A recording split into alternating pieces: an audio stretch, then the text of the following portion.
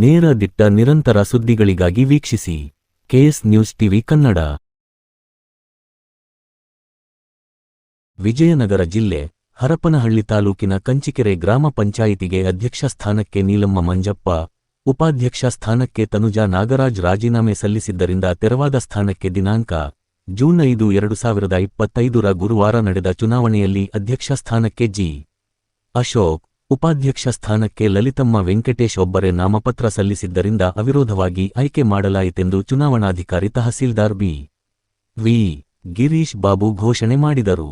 Reddy Shanthakumar Disha committee ಸದಸ್ಯರು ಮಾತನಾಡಿ, -5 ವರ್ಷಗಳ ಕಾಲ ಅಧ್ಯಕ್ಷ, ಉಪಾಧ್ಯಕ್ಷ ಸ್ಥಾನಕ್ಕೆ ಚುನಾವಣೆ ನಡೆಯದೆ ಎಲ್ಲರ ಸಹಕಾರದಿಂದ ಅವಿರೋಧವಾಗಿ ಆಯ್ಕೆ ಮಾಡಲಾಗಿದೆ.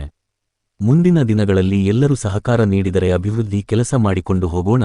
ಈ ಪಂಚಾಯಿತಿಗೆ ಮನೆಗಳ ಅವಶ್ಯಕತೆ ಇದೆ. ಮನೆಗಳ ಅತಿ ಹೆಚ್ಚು ಬೇಡಿಕೆ ಇರುವುದರಿಂದ ಈಗಾಗಲೇ ಶಾಸಕರ ಗಮನಕ್ಕೆ ತಂದಿದ್ದೇನೆ. ಮುಂದಿನ ದಿನಗಳಲ್ಲಿ ಮಂಜೂರು ಮಾಡಿಸಿಕೊಂಡು ಬರುತ್ತೇನೆ ಎಂದು ಹೇಳಿದರು.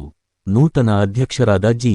ಅಶೋಕ್, ಉಪಾಧ್ಯಕ್ಷರಾದ ಲಲಿತಮ್ಮ ವೆಂಕಟೇಶ್ ರವರು ಅಧ್ಯಕ್ಷ ಹಾಗೂ ಉಪಾಧ್ಯಕ್ಷರನ್ನು ಆಯ್ಕೆ ಮಾಡಿದ್ದಕ್ಕೆ ಎಲ್ಲರಿಗೂ ಅಭಿನಂದನೆಗಳನ್ನು ಸಲ್ಲಿಸಿದರು.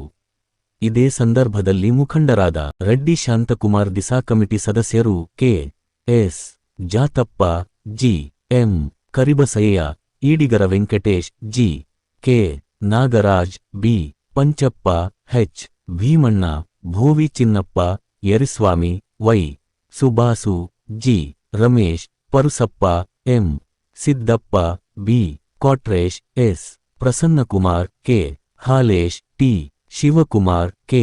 ಪ್ರಶಾಂತ್ ಕುಮಾರ್, ಪಿ. ಚಂದ್ರಪ್ಪ, ಪಿಡಿಒ ದುರುಗಪ್ಪ, ಕಾರ್ಯದರ್ಶಿ ಶ್ರೀನಿವಾಸ್, ಸುತ್ತಮುತ್ತಲಿನ ಹಳ್ಳಿಯ ಮುಖಂಡರು ಹಾಗೂ ಗ್ರಾಮಸ್ಥರು ಹಾಜರಿದ್ದರು.